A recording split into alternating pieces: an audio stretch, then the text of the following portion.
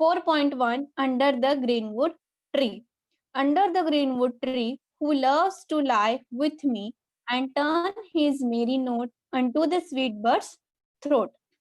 Come hither, come hither, come hither. Here shall he see no enemy but winter and rough weather, who doth ambition shun and loves to live I, the sun, seeking the food he eats and pleased with what he gets. Come hither, come hither, come hither. Here shall he see no enemy but winter and rough weather. William Shakespeare. So this poem is written by William Shakespeare, and he tells us about the happiness of living in nature without fearing one's enemies. So see the three lines. Here shall he see no enemy but winter and rough weather. Here, see the second stanza also. See, here shall he see no enemy, no enemy. So here the poet William Shakespeare tells us about the happiness of living in nature, okay, without fearing one without any enemies. Okay, so here in the poem, the poet is inviting people who share his feeling to join him under the greenwood tree. He says that these people should sing merrily. Yes, they should sing sweetly and listen to the cherry note of bird of happy bird. And he asks them to come here. Three times he is telling, he's asking them, come here, and come here. He asks them to come there, and they shall see two enemies there except winter and rough weather. Okay, so see the first stanza. Under the greenwood tree, who loves to lie with me and turn his merry note unto the sweet bird's throat. Come hither, come hither, come hither. Hither means here. Okay, hither means here. Here shall he see no enemy but winter and rough weather. So in these lines, the singer or the poet is giving an open invitation. Poet is inviting the people to share his feelings, okay, to join him under the greenwood tree. So here the poet is giving the open invitation to anyone who wishes to join him in the forest, okay, means under the greenwood tree. The poet desires the newcomer to rest the shady trees and sing a song in such a manner that his voice mingles with the sweet notes of the bird to produce one single harmony. See, under the greenwood tree, who loves to lie with me, okay, and turn his merry note unto the sweet bird throat. See here, the poet is giving the open invitation to anyone to join him, wish to join him for sharing the feeling, okay, for joining the underwood tree. And here the singer is desires the newcomers to rest under the greenwood tree and sing merrily and listen to the cherry note of the happy birds also. Listen the voice of the happy birds also. The singer reminds that the life of the forest is free. You know that the forest is free means we can the birds can go anywhere, animals can go anywhere. Okay, so see here the life of the forest is very free from an enemies. Okay, so the life of the forest is the unpleasant and unbearable winter. Means there is only one thing that we can't bear, that is the that winter and unpleasant and unbearable winter wind that we can't bear.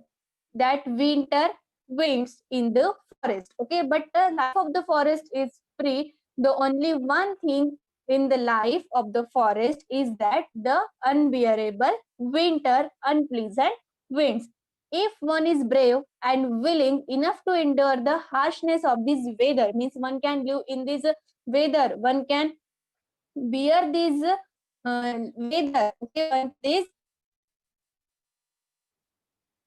weather, the life of the forest is almost an ideal one. Yes, if someone will bear this weather, this unpleasant winter, the life of the forest will be almost an ideal one. So this is the explanation of fourth stanza.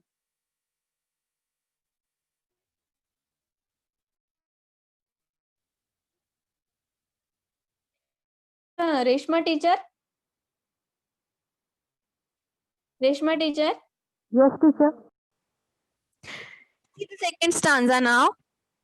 Who doth ambition shun? Doth means, doth is a old English, it is a verb. Doth is a verb and it's a old English.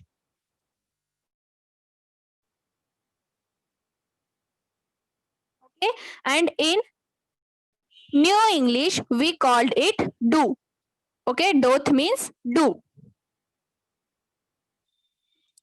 Who doth ambition shun? Shun means to keep away from, to keep away or reject. Okay, so doth means do and shun means to keep away from. And loves to live I the sun, seeking the food he eats, and pleased with what he gets. Come hither, come hither, come hither. Here shall he see no enemy but winter and rough weather. Okay, so in the second stanza, the poet is telling in the lines given from this stanza, the poet is laying down certain conditions to be fulfilled by one who wishes to come and pass his life in the forest, okay, in that under the greenwood tree.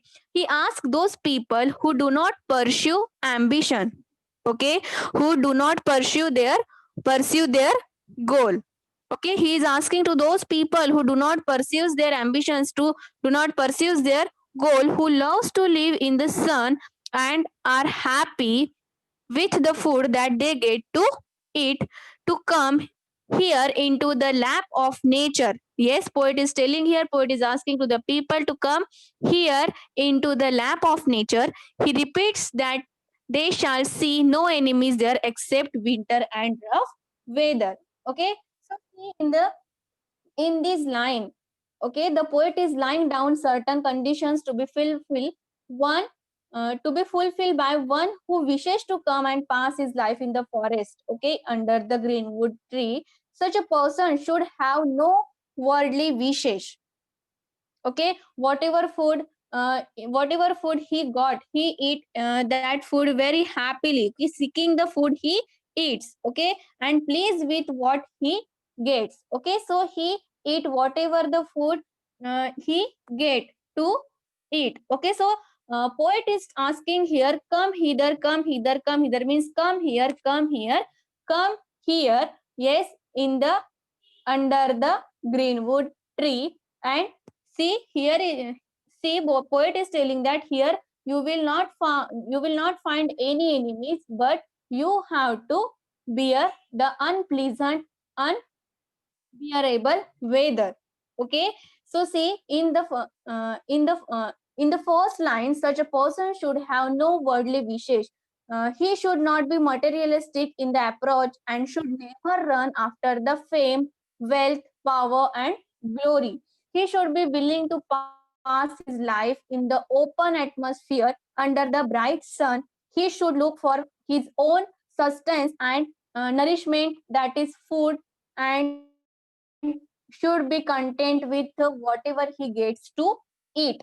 The poet is telling here the life of the forest is free from all anxieties, all problems, and all difficulties except the unpleasant winter, unpleasant wind, chilly winter weather. So this is the second stanza, and in the second stanza, the poet is telling that who doth ambition shun. Okay, means he's asking to the people, those who do not pursue their goals, okay, who loves life to live in the sun and happy with the food whatever they get to eat. Okay, so poet is telling that come here, come here, come here, but there is no enemy to you, but there is a chilly winter weather which you have to bear. Okay, so in the poem Under the Greenwood Tree, the poet William Shakespeare described the beautiful, peaceful and comfortable forest. He says that you can live in the forest. The forest is free for everyone. Okay, but there is only one thing, that is the unpleasant and unbearable weather. He says that whoever wants to relax with him under the greenwood tree and wants to enjoy the sweet singing of the birds is welcome to join him. Okay, he welcoming those people who wants to come in that forest. Okay, who wants to come in the forest under the greenwood trees. He's inviting the people. Okay, he's telling the people to enjoy the sweet sing of the birds. Okay, and he also welcoming the people to join him. In the forest, one will never find an enemy. He's telling further that you will never find here any enemies apart from the winter and occasional harsh weather conditions. Okay, he further says that forest or village life is far from ambitions, greed and competitions.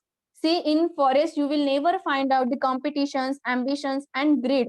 It is a place where the people are easy going and love to spend time under the bright sun.